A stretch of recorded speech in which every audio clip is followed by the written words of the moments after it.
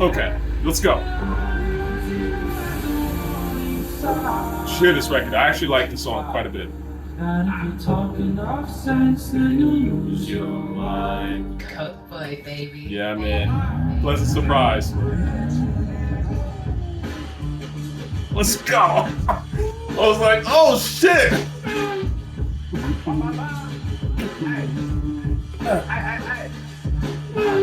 I like it gave me something when I had to take it. Fresh out the hole, Christopher walking back in the Lincoln. Hustling with it easy, cause it got the party. You was Facts. sad, man, I had to do it. My mom's welfare and pops blew it. Tried to swallow my pride, but couldn't chew it. Let me pause that for a second. This is by far the best song on the album. I did listen to the album. I'm actually really surprised that French even put the instrumental on this, but that's another conversation. I'm gonna get to that. Listen, man, this year is already better than the last year, just based off 3 songs that I'm actually playing. One of them obviously is tochiRTA Envy, even though I just like the beat, but it's one of my favorite beats. Definitely even better than whatever I heard last year for the most part. Then this record and GloRilla, which I will also talk about.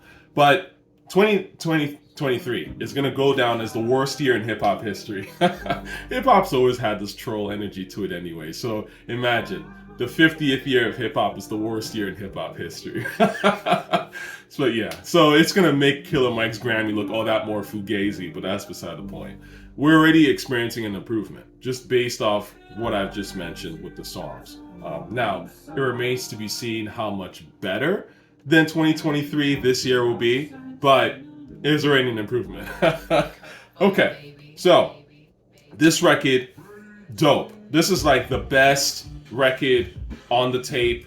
Has got the best beat, best rhymes, has some actual storytelling. And, you know, I've always said this, I want to come back to this, right? The beat. Hip-hop is a beat-driven genre, so that's why great beats are important. Beats that invoke a feeling, that invoke a sense of atmosphere, that can paint a picture.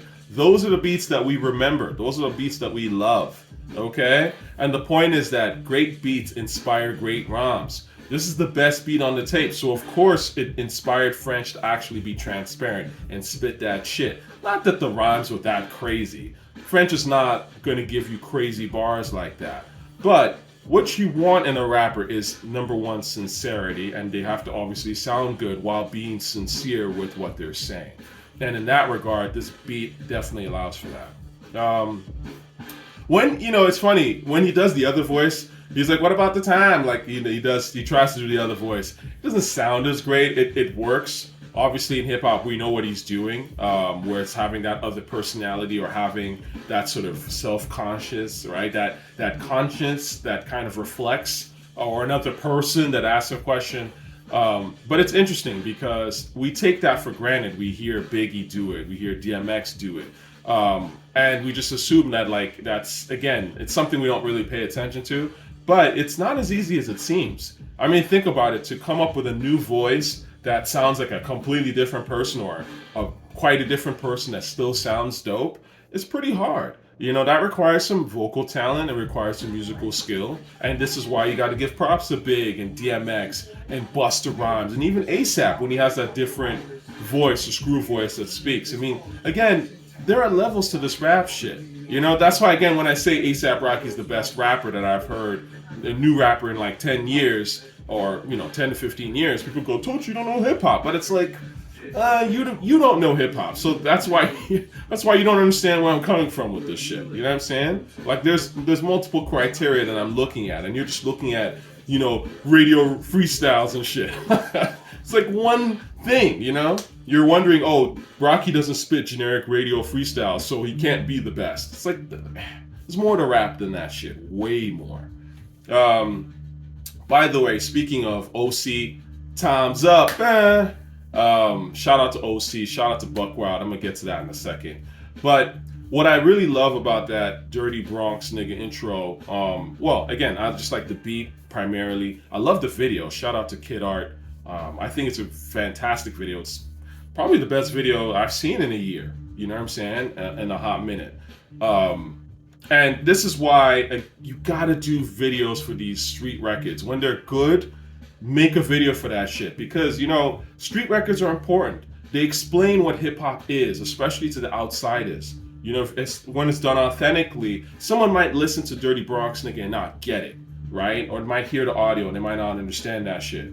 But when you see French Montana, you know what I'm saying? Like, he's in the barbershop, you know what I'm saying? He's like, he's got the hairstyle, like he's talking to his boys, he pulls up in the Rari, whatever. You see the flags. I love that shot with the flags of the different countries, because that's hip hop. Hip hop is world music. You know what I'm saying? That's how a gap-toothed bastard from Saudi got into this shit. You know what I'm saying? So again, this idea that you have to be in New York, you have to be in some place in the United States to like rap is some bullshit. You know what I'm saying? I'm living proof that you can live anywhere in the world. As long as you somehow get access to this rap shit, you can be a big fan of this for hip-hop. Hip-hop is borderless. That's the beauty of it, because it borrows so much cool shit from everybody. At its inception, it was doing that. It was borrowing from rock. It was borrowing from capoeira with the breakdancing and shit. From James Brown, obviously massive influence in James Brown and the funk. So there's so many things it's taking from all kinds of fela, even like from black folk, not just the United States, but around the world. And then inserting kung fu stuff, Bruce Lee, right? Bruce Lee's a major inspiration on rap. So like, this is what makes rap cool. And it says, look, as long as you cool, especially cool with us, as I say us overall black folk, but particularly black American, black New Yorkers, as long as you're cool with the people that created this shit, right? Because they did create it, like, you're welcome to come through, right? That's the beauty of this rap shit. So anyway, I love that in the video. I thought that was fly as hell. And then, of course, go back to this beat done by Buckwild. This is how you update the sound. You know what I'm saying? To me. Now, the Dirty Bronx Nigga is not the craziest beat I've heard. You know what I'm saying? Obviously, it's kind of, in the pattern of old shit. But I'm saying, like, at a minimum, if you're going to bring back OC Time's Up that Buckwild did the beat, at least do something, make it modern, make it fit on some level. Like, the way that they slowed it down, I think, is very modern, obviously. And what I also really love about the way that the new dude flipped it, I think his name is Stupid Beats. Instead of waiting for the that sort of like sort of exclamation, he just kind of kept it, right? Like he kind of made it more prominent in the beat, on the new beat. And I thought that's fucking ill. But because again, it was dope back then too, right? It just gives an exclamation mark, right? Hip hop is always about it's always about that raw. So, and it totally fits with this kind of beat, because the truth is that this beat is not really as raw as the OC Time's Up beat. So you kind of need something to make it, to make it raw, right? Because the beat is raw. It has like a nice feel to it. It's slower. So that, like adding that more prominently gives that rawness and gives it, brings it back to the raw. Because the original OC one was just rapid fire bars. And that's why you don't want to have the all the time with that one. Because that one, you just really want to zone out and hear what OC is spitting. You lack the minerals and vitamins, something in niacin, niacin, rappers I'm about to go in. It's like, OC was spitting that shit. Anyway, so I really like this record. Like I said, easily best song, one of the best songs I've heard this year. Now, I did try to listen to the rest of this album. I have to say that, the beat wasn't so crazy. The rest of them weren't. And, French's voice, unfortunately, is bland, sort of, So his voice isn't really strong enough to stand out, truly. So, and the flow is so average that, like, if he's not saying nothing, it doesn't stand out. So he obviously has an ear, but the problem is that it's hard to rely on coast on hard beats all the time.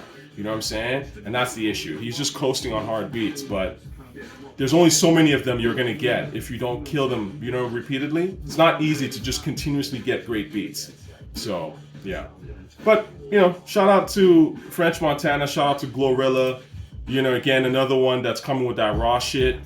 They've made some ill shit, you know what I'm saying? So I respect it. This is where hip hop needs to go, right? With the video too, fly ass video, right? So, and that, you know, it's local, they're bringing that vibe themselves, you know, repping who they are, and I like that shit. So this year's looking pretty good, man. Boho.